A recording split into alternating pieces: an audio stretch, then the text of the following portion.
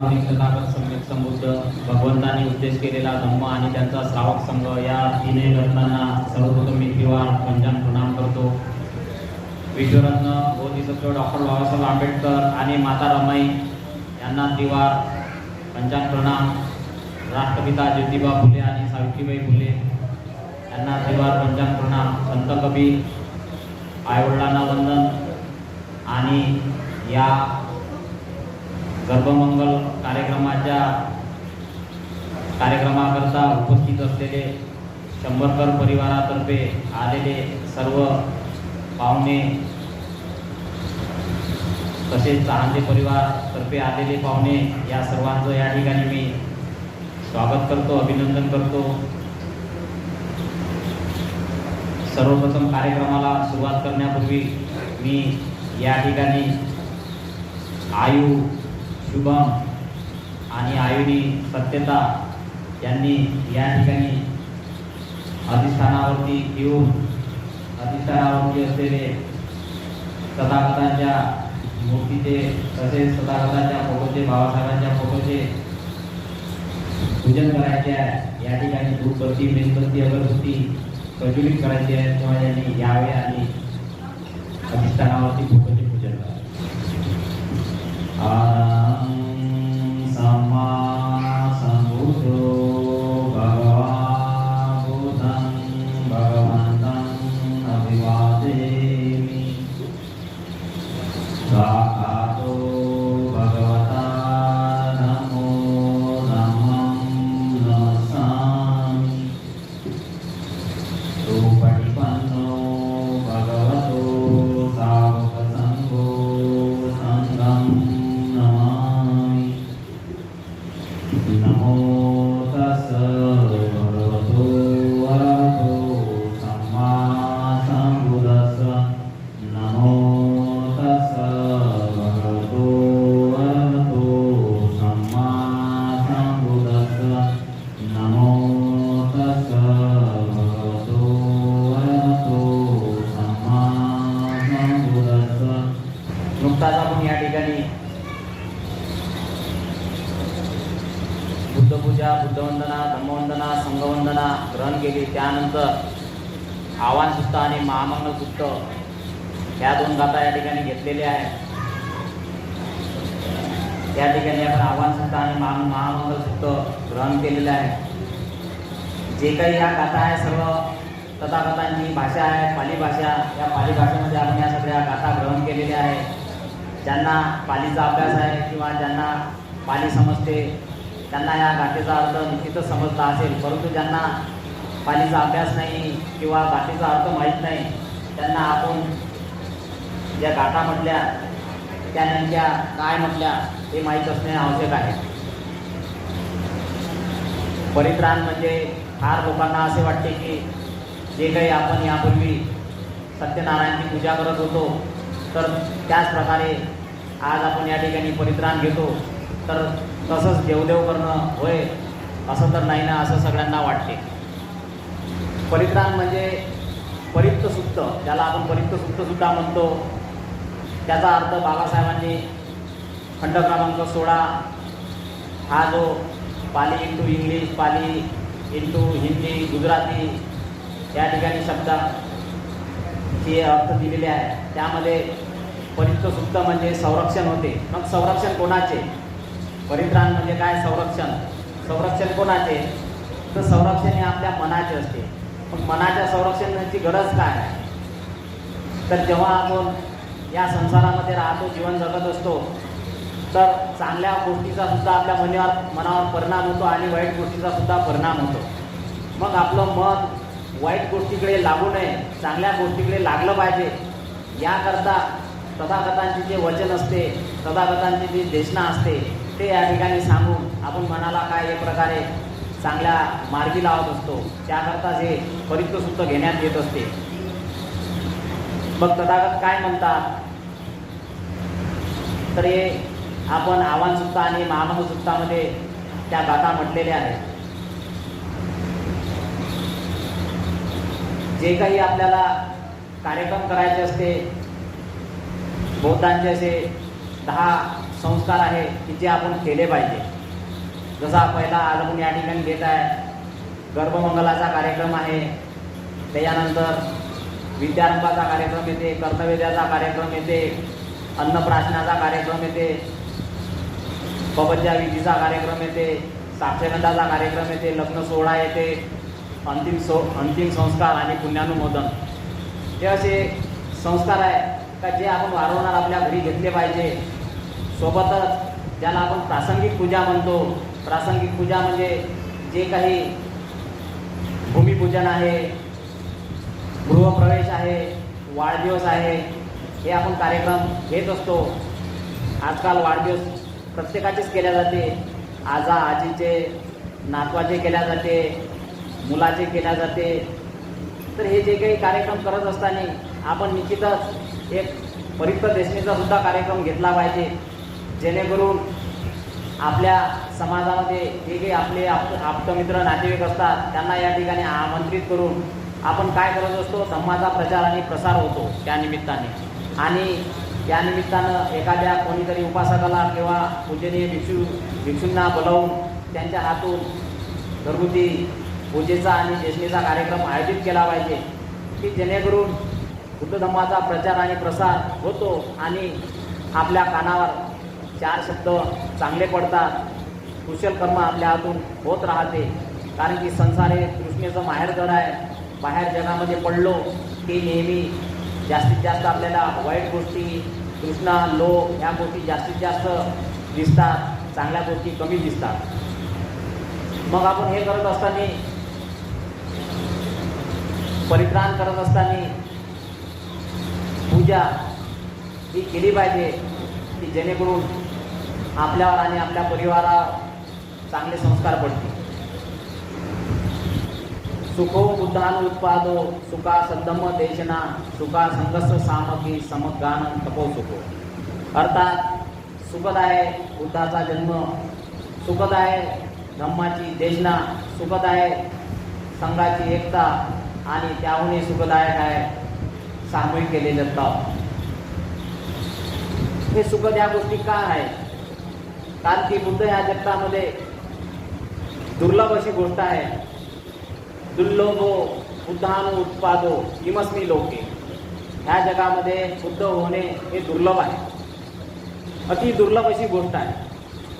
आणि जेव्हा आपल्याला बाबासाहेबांच्या कृपेने आपण या धम्म महासागरामध्ये आलेलो आहे, तेव्हा आपले असे महान असे पुण्यकर्म आहे जे बाबासाहेबांना आपल्याला या धम्माच्या ओटीमध्ये टाकलं आणि या निसर्गाचा नियम काय आहे हे आपल्याला समजून घेता आलं आणि निर्वाण काय आहे हे समजून घेता आलं. परंतु ते आपण समजून घेतलं पाहिजे.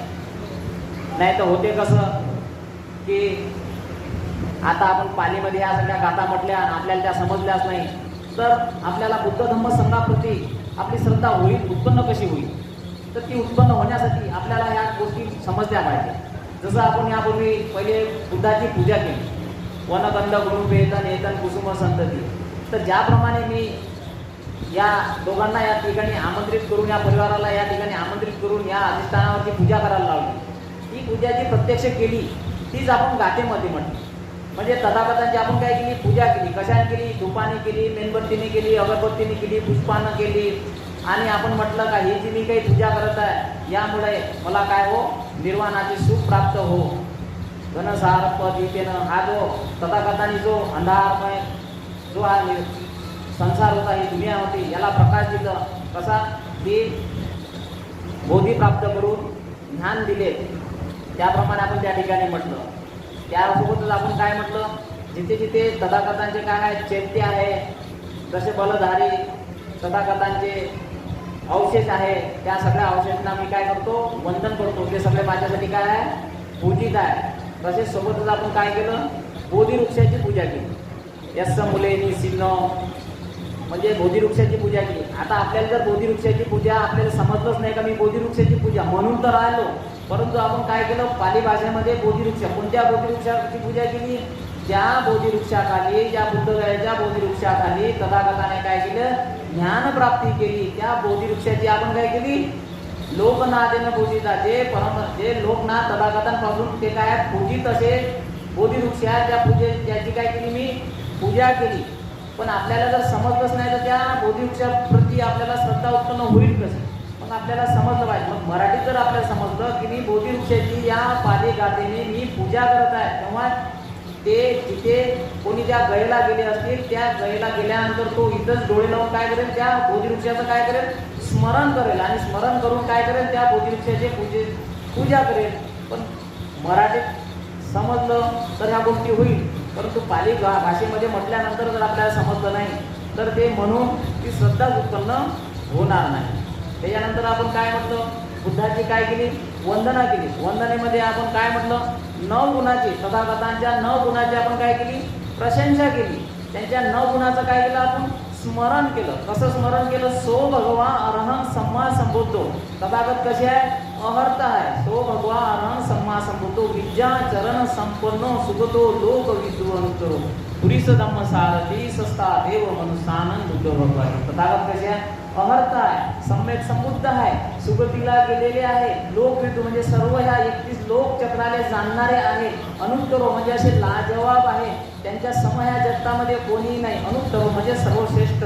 आणि दमनशील पुरुषाचे भटकल्यांचे ते काय आहे, मार्गदाता आहे. देव आणि मनुष्यांचे ते काय आहे, शास्त्र आहे, म्हणजे काय आहे, ते गुरु आहे. अशा तथागतांच्या 9 गुणाचे काय केले, आपण स्मरण केले. त्या 9 गुणाने परिपूर्ण असलेले तथागत आहे.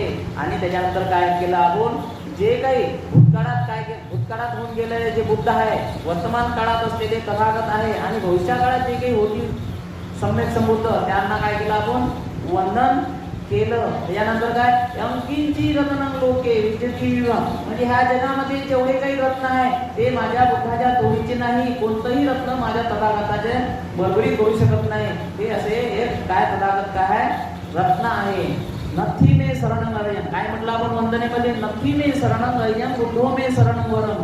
माझे कोणतेही शरणस्थान नाही. बघा, मी कोणालाही शरण जात नाही, केवळ आणि केवळ बुद्धच हे माझे शरणस्थान आहे. नथी मे शरणं वरम, कोणी माझे शरणस्थान नाही. बुद्धो मे शरण, मी बुद्धाला शरण गेलेलो आहे, बुद्धच हे माझे शरणस्थान आहे. आणि या सत्यवचनाने काय हो, बोलतो मे जय मंगलम, मी काय केलं, या सत्यवचनाने माझे जय मंगल हो, असे आपण काय म्हटलं, गाठेत म्हटलं. त्याप्रमाणे आपण बुद्धाची काय केली, वंदना. माझ्या हातून जर काही तथागता, हे माझ्या हातून जर काही चूक झाली असेल तर मला क्षमा करो, त्या गाठीमध्ये आपण या सगळ्या वंदनेमध्ये म्हटलं. तशीच धम्माच्या सुद्धा 6 गुणाचे आपण काय केले, स्मरण केले. कसे केले, स्वाख्यातो सुव्याख्या. तर भगवंताचा धम्म कसा, सुव्याख्या कसा धम्म आहे, स्वाख्यातो भगवंता धम्मो संदिष्टिको अकालिको. संदिष्टिको म्हणजे इथेच दर्शन देणार आहे, याच ठिकाणी. म्हणजे काय, तथागताच्या धम्माचं आचरण जर आपण केलं तर काय, इथेच फळ देतो, इथेच. संदिष्टिको अकालिको, वेळेचं बंधन नाही. अकालिको, वेळेचं बंधन नाही. यही बसिको, काय म्हणते तथागत, या आणि पहा, येऊन तपाय घेऊन तपाय. बरोबर आहे की नाही. त्या अंगुलीमालाने काय केले होते, एवढे मोठे खुनं केले होते. किती केले होते, खुनं केले होते, तरी त्याला काय केले, त्याला तथागतांनी बुद्ध धम्म संघाप्रती काय शरण गेला. आणि त्याला काय म्हटलं, तू म्हणते येऊन पहा, मी सांगतो तसे करून पाय. एवढा मोठा खुनी दरोडेखोर अंगुलीमाल आला, तथागतांनी सांगितलं त्या पद्धतीने त्याने काय केलं, आचरण केलं, आणि तो याच जन्मी जीवन मुक्त झाला. म्हणून तो धम्म कसा आहे, यही बस शिको आहे, या आणि पहा. मी सांगतो म्हणून नाही, तुम्ही या आणि पहा, स्वतः त्याचे परीक्षा घ्या, आचरण करा, तुम्हाला ते फळ निश्चितच भेटते. यही बस शिको. ओपनायको म्हणजे काय, उत्तरोत्तर निर्वाणाकडे घेऊन जाणारा मार्ग आहे. हा धम्म कसा आहे, उत्तरोत्तर म्हणजे तुम्ही जसं आचरण करत ना तसं कुठं घेऊन जाते, तो निर्वाणाकडे घेऊन जाते, निर्वाणाच्या मार्गाकडे. म्हणजे धम्माचं आचरण केल्यानंतर काय, आपण दान करतो, आपण शील करतो, आपण मैत्री भावना करतो, द्वेष नष्ट करतो, क्रोध संपुष्टात आणतो, ह्या गोष्टी करतो. आणि आपण काय करतो, वाईट मनाला चांगल्या मार्गी वळण लावतो आणि कुशल कर्म करत राहतो. त्यामुळे आपले काय उत्तरोत्तर आपली काय होते, उन्नती होते. कुठे, निर्वाणाकडे घेऊन जातो. म्हणून त्याला ओपनायको उपचरम वेदी तंबो विरुद्धी. हा विद्वान, जेवढे काही ह्या जगात विद्वान असतील त्यांनी सुद्धा हा समजून घेण्याचा आणि त्यांना पटण्याचा असा हा धम्म आहे. अशा आपण किती धम्माचे गुण झाले? हे 6 धम्माच्या गुणाचे आपण काय केले?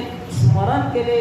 आणि हे स्मरण केल्यानंतर आपल्याला काय होते? त्या धम्माप्रती काय होते? श्रद्धा उत्पन्न होते. आणि श्रद्धा उत्पन्न झाली का हेच आपलं पुण्य आहे. आपण काय कमावलं? श्रद्धा उत्पन्न करून बुद्धाच्या गुणाचे धम्माच्या गुणाचे स्मरण करून श्रद्धा उत्पन्न करून पुण्य संपादित केलं आपण. परंतु हे आपल्याला समजलं पाहिजे. म्हणून पाली भाषेमध्ये जरी असलं तरी मराठी जर आपण समजून घेतलं तर निश्चितच आपल्याला ते समजल्याशिवाय राहत नाही. पुन्हा धम्माच्या सुद्धा धम्म हेच माझे शरणस्थान आहे. कोणतेही माझं शरणी कोणालाही शरण गेलेलो नाही. धम्म हेच रत्न आहे ह्या जगात. धम्माच्या रत्नाची कोणीही बरोबरी करू नाही शकत नाही. धम्माच्या बाबतीत जर माझी काही चुका झाली असेल तर धम्म मला क्षमा करो. जो काही भूतकाळात काय होऊन गेला धम्म होऊन गेला, वर्तमान काळात तो धम्म आहे. भविष्यात कोणता धम्म ते तथागत होतील आणि ते धम्माची देशना करतील. त्या धम्माला सुद्धा काय मी घ्यायला शरण गेलेलो आहे. त्यांची सुद्धा मी पूजा करतो असं आपण काय म्हटलं? गाथेत म्हटलेलं आहे. तसेच आपण संघाचे 9 गुण आहे. सुपटी बनणो. कसा आहे संघ? भिक्षू संघ कसा आहे? सुमार्गावर आरूढ झालेला आहे. भिक्षू संघ कसा आहे? चांगल्या मार्गावर आरूढ झालेला आहे. उचित मार्गावर आरूढ झालेला आहे. न्यायाच्या मार्गावर आरूढ झालेला आहे. सरळ मार्गावर आरूढ झालेला आहे. अशा संघामध्ये यदिदम चत्तारी पुरुष युगानी अठ्ठ पुरुष युगला. अशा संघामध्ये काय आहे? श्रोतापन्न अवस्था प्राप्त केलेले, श्रोतापन्न मार्गावर गेलेले, अनागामी मार्गावर असलेले, अनागामी अवस्थेवर प्राप्त झालेले, सकृतागामी मार्गावर गेलेले, सकृतागामी अवस्था प्राप्त केलेले, अर्थ मार्गावर असलेले, अर्थ मार्ग प्राप्त केलेले असे 8 पुरुष भोगला. असे 8 पुरुष आहे. जे कसे आहे? आहून नेयो, घरी आणण्यायोग्य आहे. पाहून नेयो, त्यांचा सादर सत्कार करण्यायोग्य आहे. पाहून नेयो, दखनियो, ते दान देण्यायोग्य आहे. अंजली करनियो, हा जीवन काय? अंजलीबद्ध म्हणजे वंदन करण्यायोग्य असा काय भिक्षू संघ आहे.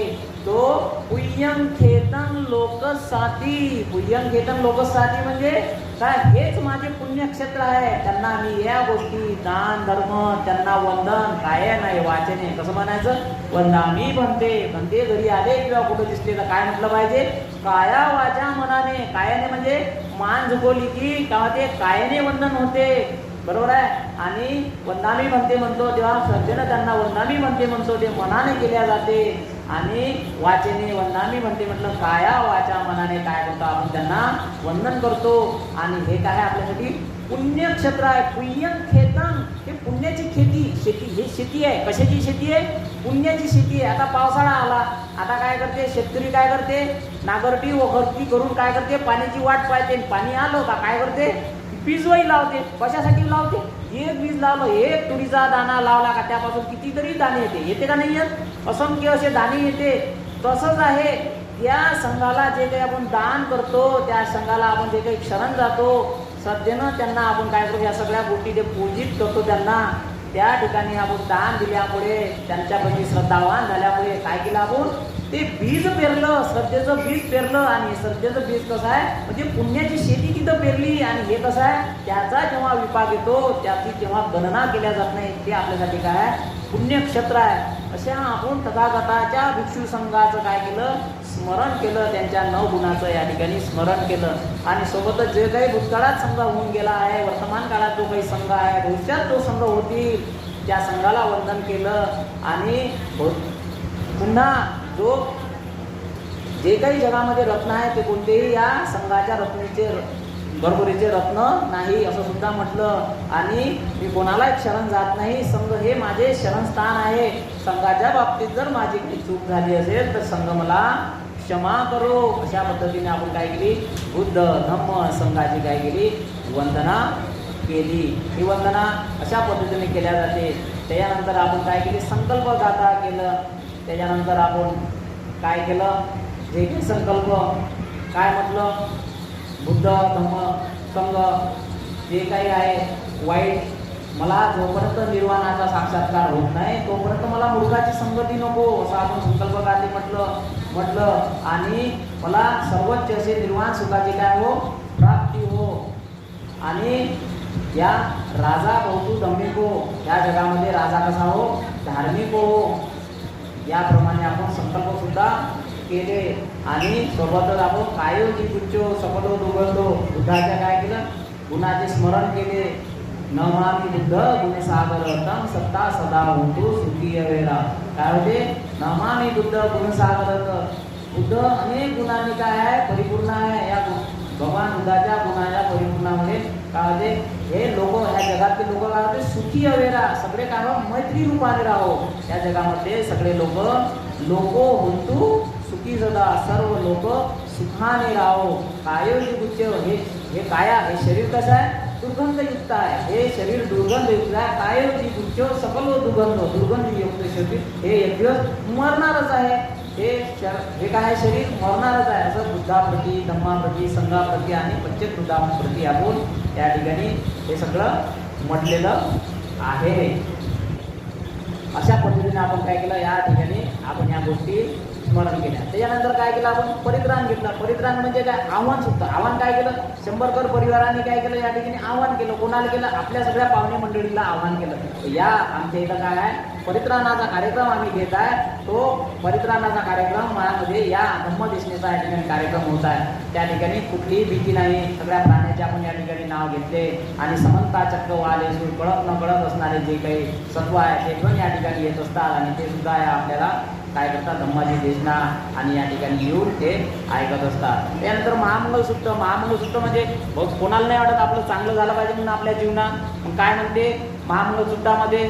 महा म्हणजे मोठं, मंगल म्हणजे चांगलं. चांगलं कोणाला नाही वाटत? तथागत म्हणते, हे मानवा, तू मूर्खाची संगती करू नको. असे वनाचं बाला. मूर्खाची संगती करू नको. चांगल्या व्यक्तीची संगतीत राह.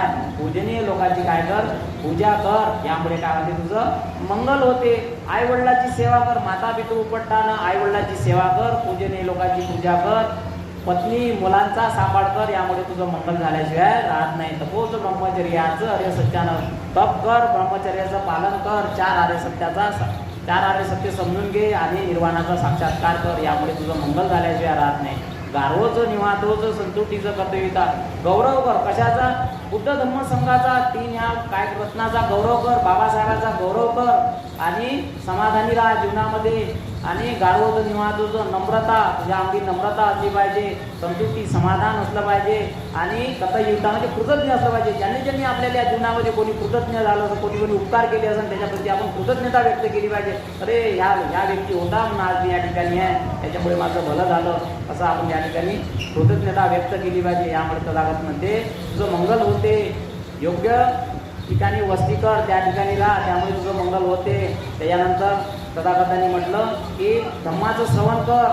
धम्माचं श्रवण केल्यामुळे तुझं मंगल होते. धम्म साखरच्या धम्माची चर्चा कर, त्यामुळे तुझं काय होते? मंगल होते. या ठिकाणी आपण या ठिकाणी मंगलाच्या अशा काय केल्या? महामंगलसूत्रामध्ये म्हटलं. आणि चित्त यसन कंपती यशोगम विरजम खेमंग येतन मंगलम उत्तमम. कसं आहे ते? जे काही ह्या जीवनामध्ये ह्या 8 लोक स्वभाव आहे. कसे आहे? कधी आपल्याला काय ते सुख येते, प्रत्येकाला कधी दुःख येते, कधी आपली हानी होते, कधी आपल्याला लाभ होते, कधी आपल्याला कोणी मान देते, कधी आपल्याला आपला अपमान होते. या गोष्टी होणारच आहे. पण त्याच्यामध्ये काय होते? कोणी आपला जर मान केला तर आपली छाती जास्त उंचाळू नको आणि अपमान केला तर खजिलू नको. म्हणजे चित्त असतं निकंपन. आपलं समता दृष्टीत आपलं काय राहिलं पाहिजे? चित्त असलं पाहिजे. त्यामुळे आपल्याला सुख भेटल्याशिवाय राहणार नाही. या ठिकाणी या पद्धतीने आपण महामंगलसूत्र ग्रहण केलेलं आहे. यानंतर महामंगलसूत्र ग्रहण केल्यानंतर जे काही आपण या ठिकाणी गर्भमंगलाचा कार्यक्रम घेतो, तर तो का घेतो गर्भमंगलाचा? तर काय असते? जे काही आईच्या कुशीत आपलं जे बाळ असते ते म्हणतात 7व्या महिन्यामध्ये किंवा जे काही आई ग्रहण करते, काय करते? जे काही आई ऐकते, जे ग्रहण करते, जे वाचते, जे खाते, ते सगळं मुलगा काय करतो? ग्रहण करतो. त्यामुळे 7व्या महिन्यामध्ये आपण तो कार्यक्रम केला पाहिजे. तो का केला पाहिजे? तर तो काय करतो? तो धम्मदेशनात जी आई ऐकते ते बाळ पण ऐकते. बाळ ऐकते म्हणजे बाळाला काय केलं? आपण संरक्षित केलं. कसं? बुद्ध धम्म संघाप्रती काय केलं? त्यालाही आपण देशना ग्रहण करायला लावतो की तो भविष्यामध्ये या ज्या चांगल्या कुशल आणि बुद्ध धम्म संघाच्या ज्या देशना आहे, ती देशना आई जे ग्रहण करते त्याच्यावर जे संस्कार होते ते बाळावर कसे संस्कार झाले पाहिजे. म्हणजे भविष्यामध्ये जो काही मूल बाळ जन्माला येते तो चांगल्या गोष्टी केल्या पाहिजे, चांगल्या मार्गावर लागला पाहिजे आणि आपलं जीवन आणि आपलं स्वतःचंही मंगल आणि कुशल झालं पाहिजे. याकरता तो महामंगलाचा आणि गर्भमंगलाचा आपण कार्यक्रम घेत असतो. कारण की कसं आहे? डोहाळे लागते. तुम्हाला माहीत आहे तथागताच्या काळामध्ये जर राजा बिंबिसार होता, त्याचा पोरगा कोण होता? अजातशत्रू होता. आणि तो जेव्हा राजा बिंबिसाराची जी बायको होती कौशल्या देवी, तिच्या पोटामध्ये हा जेव्हा अजातशत्रू होता तेव्हा हिला डोहाळे कोणते लागले होते माहिती आहे काय? तलवार, रक्त रंजित तलवाराचे तिने काय डोहाळे लागले होते. झालं कसं, तिला ते डोहाळे लागल्यामुळे ते जेव्हा बाळ जन्माला आला आणि मोठं जेव्हा बाळ झालं तेव्हा राजा बिंबिसाराचा अजातशत्रू जेव्हा तो पोरगा मोठा झाला आणि मोठ्या झाल्यानंतर यानं बिंबिसार राजाची गती मिळवण्यासाठी बिंबिसार राजाने जेलात टाकलं आणि जेलात तो काय केला, अन्न पाण्या वाजून मरून गेला. म्हणजे याने म्हणतात ना, बाळाचे पाय काय असते, पाळण्यात असते. जेव्हा आईला असे डोहाळे लागले तेव्हा ते लक्षणच दिसले की नाही, हा भविष्यामध्ये आपल्या वडिलाचाच काय म्हणून हत्या करेल. मग आपल्याला डोहाळे कोणते लागले पाहिजे? आपल्याला पुस्तकाचे डोहाळे लागले पाहिजे, चांगल्या बाबासाहेबांच्या विचाराचे डोहाळे लागले पाहिजे. आपल्याला डोहाळे कोणते लागले पाहिजे? बुद्ध धम्म संघाच्या 3 रत्नावर जे आचरण आपण करतो, चांगल्या कुशल मार्गाचे आपल्याला काय लागले पाहिजे? डोहाळे लागले पाहिजे. हेच या ठिकाणी आपण गेलं पाहिजे का, जेणेकरून आपलं आणि आपल्या मुलाचं काय होईल, भविष्यात कल्याणच कल्याण होईल. हे कल्याण झाल्यामुळे भविष्यामध्ये जे काही आपण पुढच्या पिढीला देतो ते आपण चांगलं दिलं पाहिजे. नाही तर तुम्ही आज पहा जगामध्ये इतकी मोठी, तुम्ही जर टी व्हीमध्ये बातम्या पाहिल्या किती मोठं खून होते, चोरी होते, पोरगी पडून जाते, तिकडे काय काय होते, किती मोठे प्रकार होते. हे जे प्रकार होते हे प्रकार का होते? कारण की आपण आपल्या मुलांना संस्कार चांगले देत नाही, त्याचे एकमेव कारण आहे. आपण जर विहारात गेलो तर निश्चितच आपलं पोरगं विहारात जाईल आणि आपण जर चांगल्या गोष्टी ऐकल्या तर निश्चितच आपलं पोरगं चांगल्या गोष्टी ऐकल्याशिवाय राहत नाही. आपण आपल्या आई वडिलांची सेवा केली तर मुलगा आपली सेवा केल्याशिवाय राहत नाही. नाही तर आजकाल आजच्या संसारामध्ये अशी गोष्ट झाली का, आज जर परिवारामध्ये कोणती सून येत असेल किंवा आपली मुलगी दुसऱ्या घरी जात असेल तर त्याची अपेक्षा काय असते का, आम्ही दोघंच राहिलो पाहिजे. परंतु हा विचार करा की त्या जन्मदात्या आई वडिलांनी जायचं कुठं, त्यांनी राहायचं कुठं. म्हणून आपलं कर्तव्य आहे हे पेरा तसंच उगवते जसं आपण करतो. आपल्याला जर कोणाचे आई वडील पाहिजे नसेल, आपण जर त्याची सेवा करण्याची इच्छा नसेल तर पेरलं तेच उगवते. भविष्यात आपण जर कोणाची सेवा नाही केली, भविष्यात आपण जर म्हटलं एकटंच राहतो तर हेच परिणाम आपल्या मुलावर पडतात. आणि मुलगा जेव्हा तो लग्नाला जातो तेव्हा तोय किंवा त्याची बायको तेव्हा हे म्हणते का हे मला नको का, कारण की आपण पेरलं ते असते. आपण जे पेरतो तेच आपल्याला विपातून आपल्याला भरावं लागते, दुसरं काहीच नाही. म्हणून आपली या ठिकाणी हेच आपण सांगतो या ठिकाणी गर्भमंगल कार्यक्रमाच्या निमित्तानं, कोणत्याही कार्यक्रमाच्या निमित्तानं की आपल्या घरामध्ये सुखी संसार पाहिजे नसणं, या सगळ्या गोष्टी आपण केल्या पाहिजे. दुसऱ्याची सेवा केली तर आपल्याला सेवा भेटते, दुसऱ्याचं भलं केलं तर आपलं सुख आपल्याला लागते. त्या सगळ्या गोष्टी आपल्याला का भेटते? जेव्हा आपण करतो निसर्गामध्ये त्याची परतफेड आपल्याला भेटते. त्याच्याशिवाय नाही, वाईट पेरलं वाईटच भेटते, तिसरं काहीच भेटत नाही. तर या निमित्ताने आपण या ठिकाणी मित्रांचा कार्यक्रम घेतला आणि आपण गर्भमंगलाचा कार्यक्रम आयोजित केला. या बाळाचं आणि मुलीचं चांगलं जयमंगल होण्यासाठी आपल्याला जयमंगल अष्टगाथा घेऊन आपल्याला कार्यक्रम समाप्त करायचा.